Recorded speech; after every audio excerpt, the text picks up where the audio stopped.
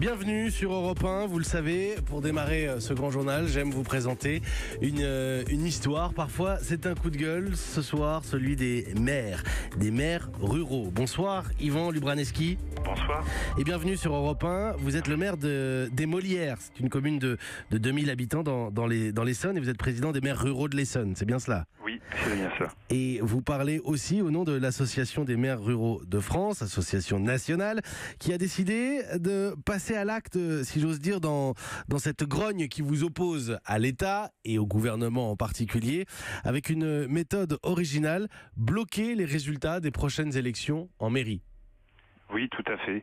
On a tout simplement décidé de passer à l'action. C'en est une déjà qui a été identifiée et que l'on va mettre en place, mais il va y en avoir d'autres. En fait, on s'était calmé un petit peu pendant un an face au rouleau compresseur de l'État qui, depuis de nombreuses années, affaiblit les communes, alors que les communes sont une vraie richesse pour notre pays. Il faut soutenir les initiatives locales.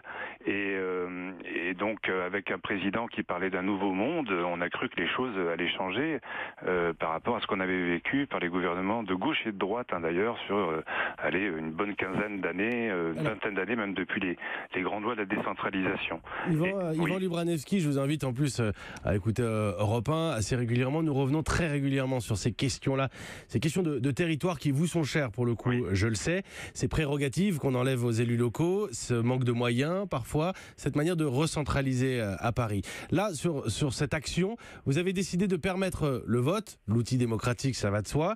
Le vote aura lieu dans vos mairies, mais ensuite, c'est à la préfecture de venir chercher les résultats. Concrètement, on ne pourra pas avoir tous les résultats à la télé le soir. Alors, il faudra que l'État, en tout cas, vienne les chercher dans les communes. Les communes qui vont participer, on lance cette action et donc elles vont s'inscrire au fur et à mesure. Elles vont répondre aux obligations et d'organiser, évidemment, parce que nous, on veut jamais faire une action qui nuise aux citoyens. On est à leur service. Il n'y a pas plus au service que les citoyens que les élus locaux. Et donc, on va tenir les bureaux de vote. Le soir, on va proclamer les résultats. On va les afficher comme il se doit. C'est la transmission, en fait, à la préfecture. C'est pour ça que le symbole est important, parce que souvent, ce qui se passe pour la transmission in fine en fait des résultats, chaque maire prend sa voiture et va à la gendarmerie la plus proche amener l'enveloppe avec l'ensemble, le procès-verbal, etc. Et là, c'est l'État qui va prendre sa voiture et qui va venir. Voilà. On verra s'il a les moyens de faire ce travail dans les 36 000 communes. Juste, oui ou non, très simplement, c'est légal comme mode d'action, Yvan Lubraneski? Oui, puisque de toute façon, on aura rempli nos obligations, on aura proclamé et affiché les résultats. Après, c'est une question de délai de transmission.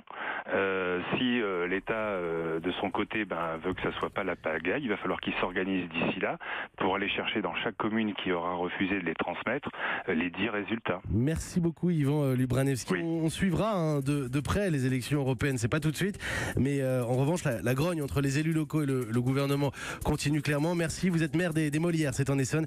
Merci d'avoir répondu à nos questions ce soir, 17h17.